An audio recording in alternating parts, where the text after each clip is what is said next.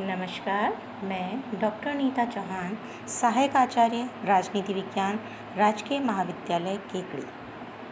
आज BA second year के student अपने ई कंटेंट में चैप्टर सेकंड तुलनात्मक राजनीति का विकास, इसके अंतर्गत तुलनात्मक राजनीति का भविष्य, कतिपय समस्याएं, इनका अध्ययन करेंगे। पूर्व में हमने तुलनात्मक राजनीति का विकास क्रम देखा कि किस तरीके से द्वितीय महायुद्ध तक तुलनात्मक राजनीति का विकास हुआ। उसके पश्चात द्वितीय महायुद्ध के पश्चात तुलनात्मक राजनीति में विकास हुआ और तुलनात्मक राजनीति के विकास का वर्तमान चरण और किस प्रकार से तुलनात्मक राजनीति के विकास पर प्रभाव पड़ा। तो ये सब चीज़ें हमने अपने पूर्व के वीडियोस में देखी। आज हम तुलनात्मक राजनीति का भविष्य, कतिपय समस्याएं, जैसा कि आप देख रहे हैं, 5 मूल समस्याएं जो हैं वो तुलनात्मक राजनीति के भविष्य के समक्ष खड़ी हैं और इनका समाधान करना अत्यंत आवश्यक है। तुलनात्मक राजनीति संबंधी साहित्य की संख्या बहुत अधिक है और तुलनात्मक राजनीति के विद्वानों की जो संख्या है उसके कारण एक स्पष्ट रूपरेखा भी उभरी है। लेकिन फिर भी आधुनिक राजनीति के अन्य जो अनुशासन हैं, जैसे कि अंतर्राष्ट्रीय राजनीति, लोक प्रशासन की भांति तुलनात्मक राजनीति को अभी उतना प्रौढ़ होने में अनेक समस्याओं का समाधान खोजना है।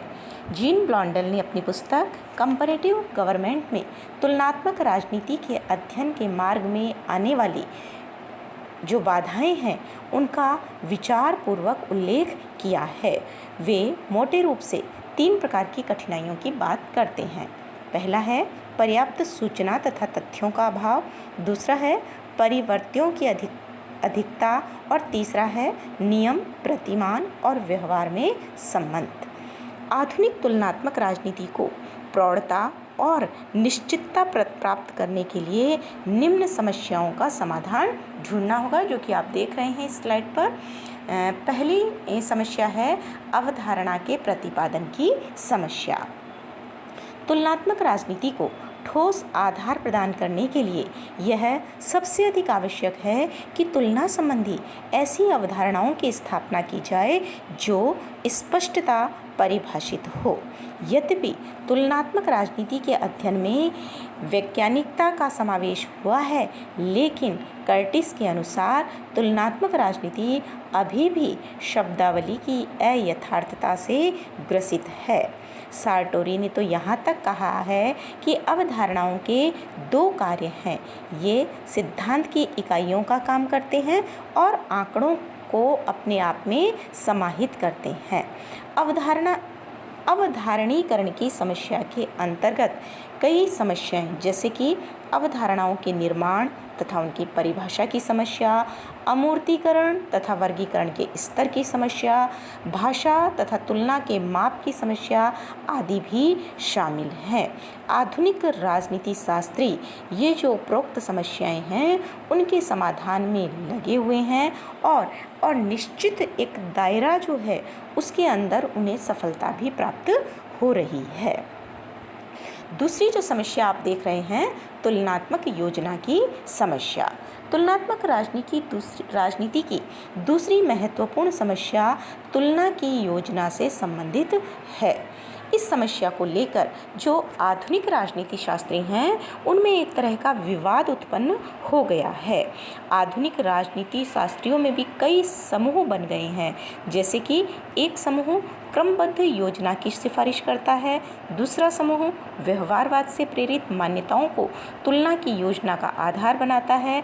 इन दोनों समूहों के अतिरिक्त एक मध्य क्षेत्रीय विचार वाले लोग भी हैं जो कि ये मानते हैं कि मध्य क्षेत्रीय सिद्धांतों को तुलना की योजना का आधार बनाना चाहिए। इन सब के अतिरिक्त ऐसे राजनीति शास्त्री भी हैं जो कि पारंपरिक राजनीति शास्त्र से प्रभावित हैं और राज्य, समूहों और समाज में प्रभावशाली व्यक्तियों की तुलना की योजना का आधार बनाना चाहते हैं। तो इस प्रकार ये बहुत सारे समूह हैं और अलग अलग समूह अपनी अलग अलग बात कहता है। इन लोगों ने तुलनात्मक राजनीति को पारंपरिक राजनीति शास्त्र के अंतर्गत किए जाने वाले संवैधानिक अध्ययनों का ही विकसित और परिष्कृत रूप माना है। इन लोगों के खिलाफ आधुनिक राजनीति शास्त्रियों का एक बड़ा समूह है जो कि 2 आपत्ति प्रस्तुत करता है। पहली यह है कि तुलनात्मक राजनीति में राजनीतिक पद्धति की एक ही इकाई को तुलना की योजना का आधार नहीं बनाया जा सकता, और दूसरी आपत्ति यह है कि राजनीतिक कार्यकलापों के विषय में एक व्यापक सिद्धांत स्थापित करने के लिए बहुस्तरीय तुलना के बिना काम चलाना संभव नहीं है। तीसरी जो समस्या है वो है सिद्धांतीकरण की समस्या। तुलनात्मक राजनीति की तीसरी महत्वपूर्ण समस्या सिद्धांतीकरण की। सिद्धांत का मतलब जैसा कि आप समझते हैं उन सामान्य वक्तव्यों का समूह है जो विश्लेषण के लिए आधार वाक्य का काम करते हैं।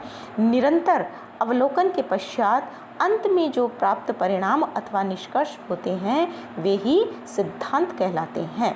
तुलनात्मक राजनीति का उद्देश्य उन आधार वाक्यों का परीक्षण करना तथा सुझाव देना है जिनके आधार पर तुलना योग्य इकाइयों का विश्लेषण किया जा सके। इसी क्रम में आधुनिक राजनीति शास्त्रियों ने तुलना योग्य इकाइयों के विश्लेषण हेतु कुछ सैद्धांतिक संधारों की कल्पना की है, जैसे कि स्टर्न का निवेश निर्गत, डायच का संचार सिद्धांत, आमंड का संरचनात्मक प्रक्रियात्मक पद्धति, करी और वेरड का विनिमय और समझौता सिद्धांत, श्रेष्ठ जनवर्गीय सिद्धांत, निर्णय निर्माण सिद्धांत। अब सिद्धांत तो बहुत सारे हैं, लेकिन समस्या ये है कि इनमें से किस सिद्धांत का तुलनात्मक राजनीति के अध्ययन के लिए प्रयोग किया जाए।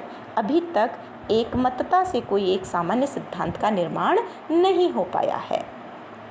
अगली समस्या है अध्ययन प्रणाली की समस्या। तुलनात्मक राजनीति की एक और अन्य समस्या अध्ययन प्रणाली मूलक है। ऐसे तो तुलना संबंधी कार्य ही अपने आप में अध्ययन प्रणाली है। यह आंकड़ों को समझाने और उनका विश्लेषण करने हेतु उनकी व्याख्या करने की एक अध्ययन प्रणाली है। लेकिन तुलनात्मक राजनीति संबंधी शोधों के व्यापक संदर्भ में अध्ययन प्रणाली का अर्थ मात्र तुलना करने तक ही सीमित नहीं है। इसके अंतर्गत एक ऐसी अध्ययन प्रणाली का बोध होता है जो व्यवहारिक प्रयोग के योग्य हो, तुलना की योजना के अनुकूल हो, सूचनाओं को एकत्र करने में सक्षम हो। इसी आधार पर तुलनात्मक राजनीति के अंतर्गत कई प्रणालियों का प्रयोग होता है, जैसे कि सांख्यिकी, परिचालन, निरीक्षण, अनुरूपण तकनीक, विषय वस्तु विश्लेषण, गहन साक्षात्कार, प्रतिदर्श सर्वेक्षण। पर यहाँ भी एक महत्वपूर्ण समस्या है। क्या है वो समस्या? कि इनमें से किस पद्धति का तुलनात्मक राजनीति के लिए प्रयोग किया जाए। अंतिम समस्या पृष्ठभूमि परिवर्तनों की समस्या। आर्थिक स्थितियों से लेकर जलवायु तक भौगोलिक विशेषताओं से ऐतिहासिक जो दुर्घटनाएं हुई हैं उन तक प्रत्यक्ष या अप्रत्यक्ष प्रभाव जो है वो शासकों और सरकारों के व्यवहार पर पड़ता है। किसी भी राजनीतिक व्यवस्था को स्थायी अथवा अस्थायी बनाने वाले प्रभाव अथवा किसी राजनीतिक संस्था तथा प्रक्रिया को प्रभावित करने वाले तत्व क्या कहलाते हैं? परिवर्त्य कहलाते हैं। तुलनात्मक राजनीतिक अध्ययन में इन परिवर्त्यों की समस्या इतनी ज़्यादा जटिल है क्योंकि राजनीतिक व्यवहार हर स्तर पर हर क्षण इनसे प्रभावित होता है। इसलिए राजनीतिक व्यवहार की वास्तविकता को समझने के लिए सबसे ज़्यादा महत्वपूर्ण है इन पृष्ठभूमि परिवर्तनों की जानकारी होना, उनकी पहचान करना। किंतु पृष्ठभूमि परिवर्तनों से संबंधित बहुत सारी समस्याएं हैं, जैसे कि राजनीतिक व्यवहार से संबंधित परिवर्तनों की संख्या इतनी ज़्यादा है कि उनकी गिनती करना या इनका तुलनात्मक अध्ययन करना अत्यधिक कठिन है। जैसे कि एक मतदाता चुनाव में जब मत देता है तो वह जाति, धर्म, भाषा, शिक्षा, आर्थिक व्यवस्था जैसे अनेक तथ्यों से प्रभावित प्रभावित हो सकता है, लेकिन ये जो तथ्य हैं उनमें से किसका कितना प्रभाव पड़ा है यह जांच पाना बहुत ही कठिन है। तो इस प्रकार परिवर्तनों को जानना ये एक बहुत बड़ी समस्या है।